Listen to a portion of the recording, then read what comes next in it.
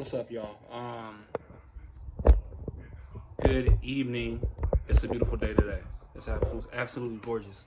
I made a huge mistake. So the first video I gave you guys about Tupac's assassination, I read the wrong chapter. I read the wrong freaking chapter. So I'm gonna read you guys the correct chapter. But both of these chapters have information about his assassination. Um, but they're both filled with facts. That's why you gotta get this book. You gotta get this book. FBI War and Tupac Shakur and Black Leaders. You gotta get the book. It's majority about Tupac Shakur and his upbringing and what leads to his ultimate demise, but it's packed full of um, other other revolutionary nationalists who struggled for the freedom of black people here in America. So it's not it's worth the money. It's worth the money, and it's definitely going to open your mind to our struggle. It's going to extend the your thoughts and your understanding on how far we've struggled and how much more further we have to struggle to get to where we need to be or want to be. Um, Now, like I said, I think that um, these people have great intentions. They all had great intentions, but I think that a lot of them were misformed in regards of black just being a label. It's more of about nationality. You know what I mean? Us being who we are. We are a nation of people. I think that a lot of them do focus on coming from Africa and that being our home, which is not true. We're not from Africa. Africa is not our home. Um, so I think a lot of them were misinformed, but their intentions were great. Their intentions were where it should have been.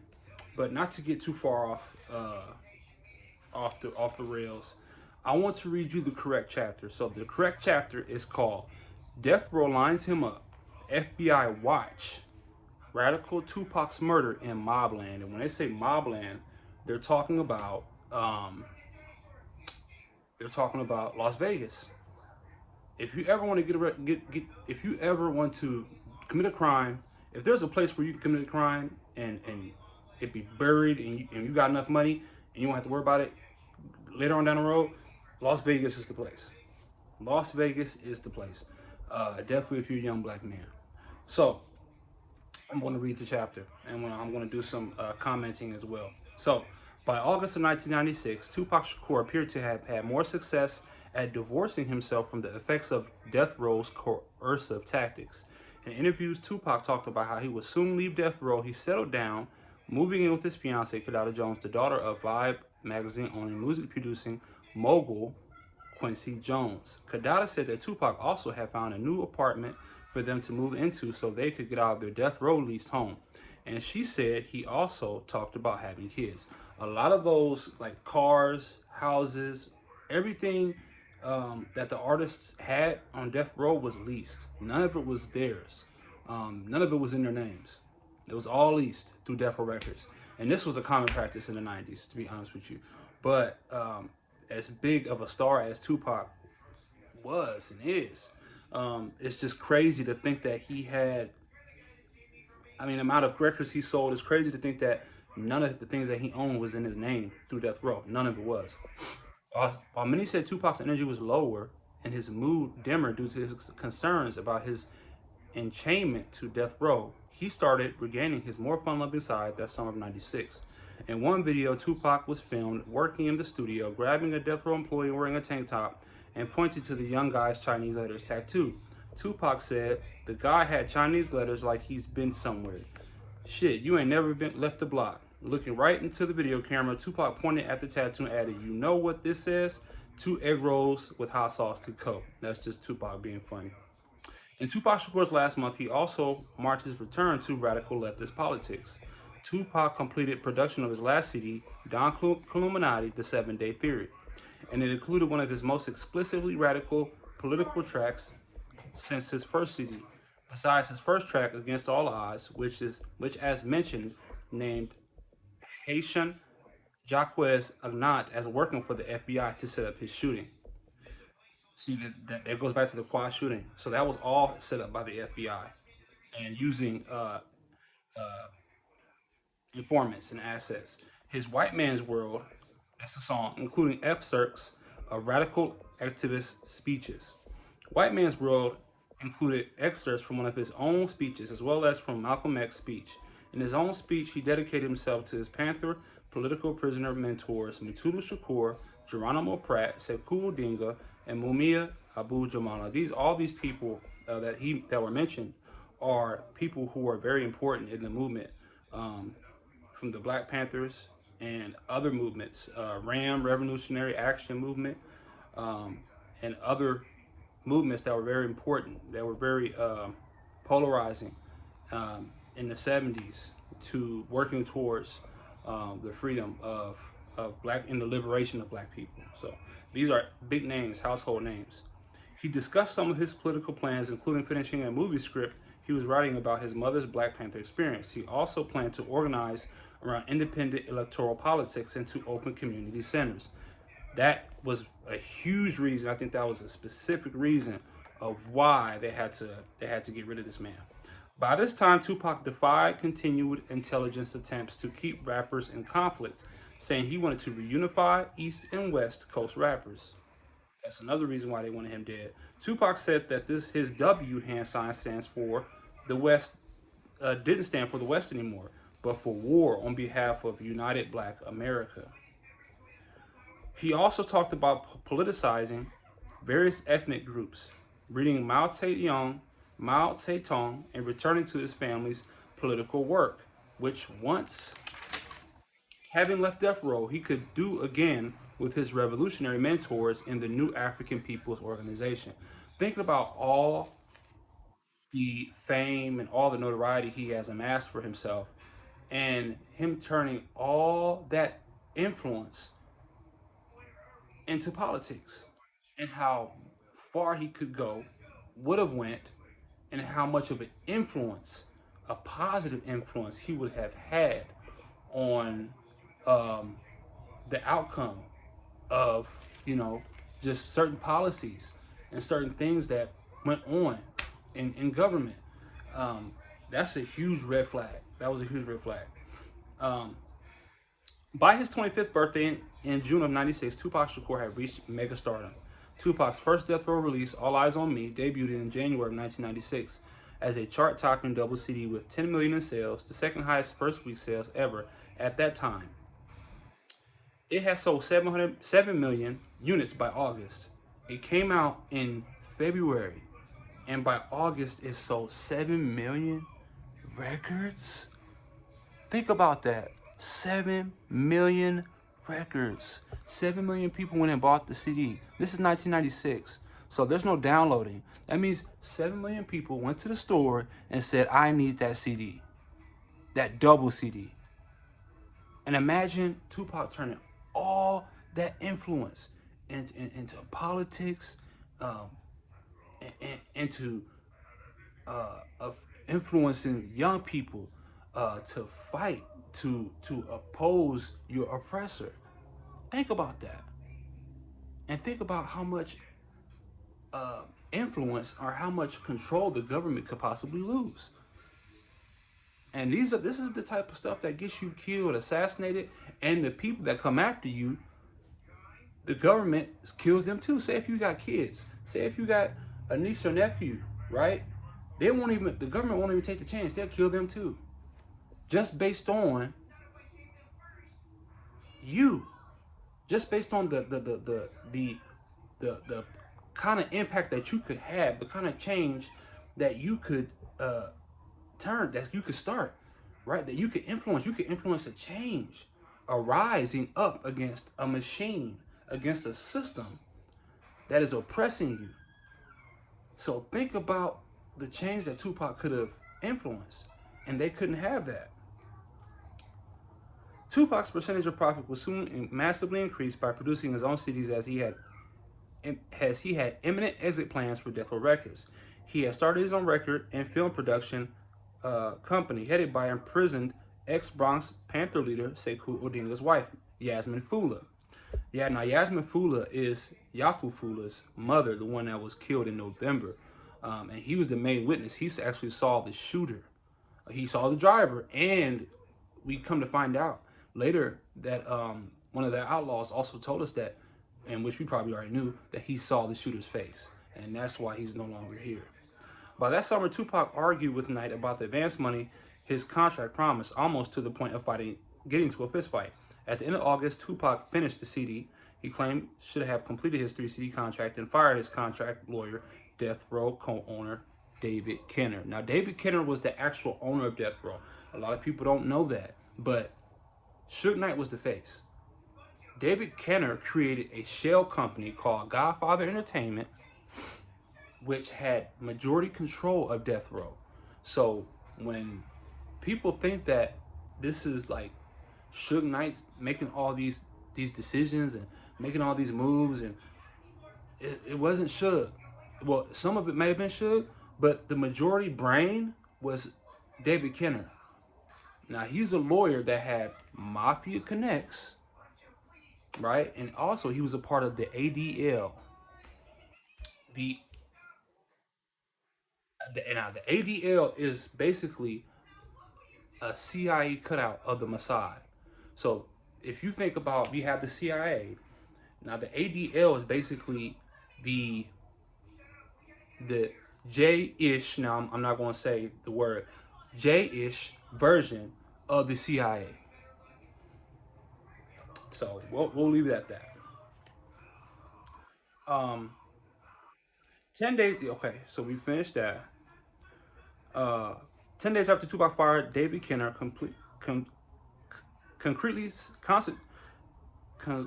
signaling his death row departure, he was scheduled to attend a Mike Tyson boxing match with Suge Knight in Vegas. Tupac tried to back out of the attending, even though he usually congratulated his fan and friend Tyson just after the matches. Tupac was wary of this event's timing and locale. Death Row employees said that Kenner's connection with the New York Mafia family was common knowledge, as was the New York Mafia's gambling-based development of Vegas. U.S. intelligence had a history of collaborating with the Mafia in various operations. A researcher got family members of one Albert Carone to provide statements and official documents showing how Carone has straddled the Mafia, the U.S. military as a colonel, and New York police.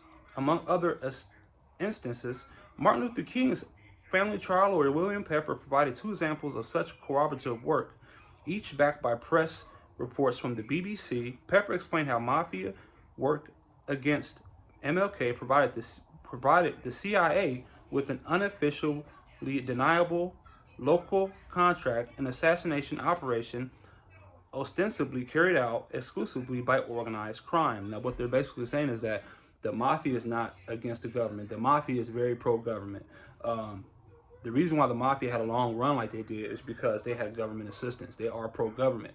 When the government needs something done off the books, the government will come to the Mafia. Death Row had many links to the Mafia figures, who in turn had links to U.S. intelligence governmental agencies. Several researchers mentioned Death Row's links to the Genovese Mafia family, the Mafia family with the longest history of U.S. intelligence work. Death Row attorney Oscar Goodman acting as the consigliere for the Mafia, keeping members jail-free for years. Goodman was elected mayor of Las Vegas by the end of the 90s, after Tupac's assassination. Goodman's partner, Death Row attorney Dave Chesnoff, was a former assistant U.S. attorney.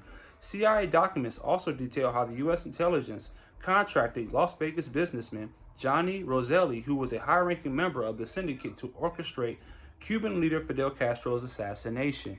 Now, what they're doing is they're using examples, right? They're putting examples for other assassinations and from other situations to pretty much show you how the government will reach out to other criminal organizations to assist them in murdering a target and assassinating a target. Despite his worries about Vegas as a setup, Tupac decided to attend the Mike Tyson fight with Knight on September 7, 1996. Tupac finally decided to go, partly due to a benefit concert that he was scheduled to take part in later that night in Vegas. The benefit show stemmed from a summer trial in Los Angeles for weed possession that an elderly white judge had presided over.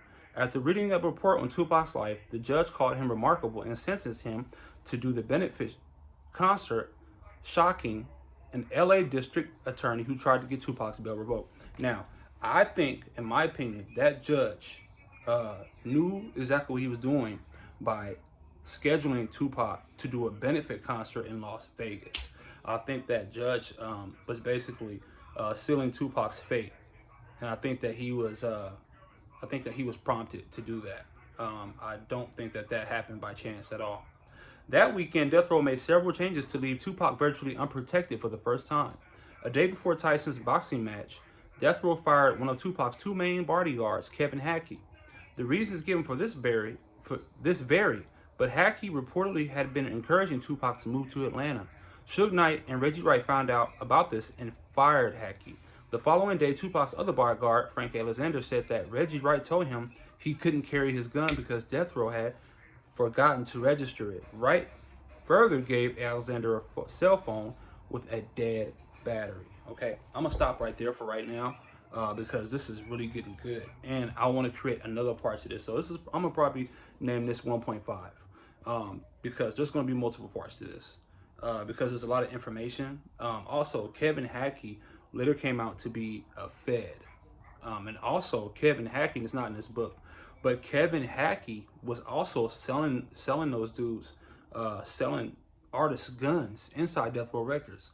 So if you know about the FBI and the CIA, what they do is they do a lot of gun running, right? They do a lot of operations where they'll have a informant or an asset infiltrate a certain group, and then they'll have that asset sell guns to those people inside the group, and the group will commit crimes. And when those crimes are committed, the FBI has the serial numbers, and they'll be able to trace those guns and those bullets to that crime. So that's what they did in this situation. Kevin Hackey sold one of Tupac's, one of the outlaws, a gun that eventually was used to kill Tupac. So I just want to stop right there because I want to be able to give you guys an official part 2. But this is called 1.5. I'm gonna name this 1.5. I apologize. I'm sorry. This is getting really good, and it is really good because it's a lot of information and it's very intriguing. The rabbit hole is deep on this one. Trust me.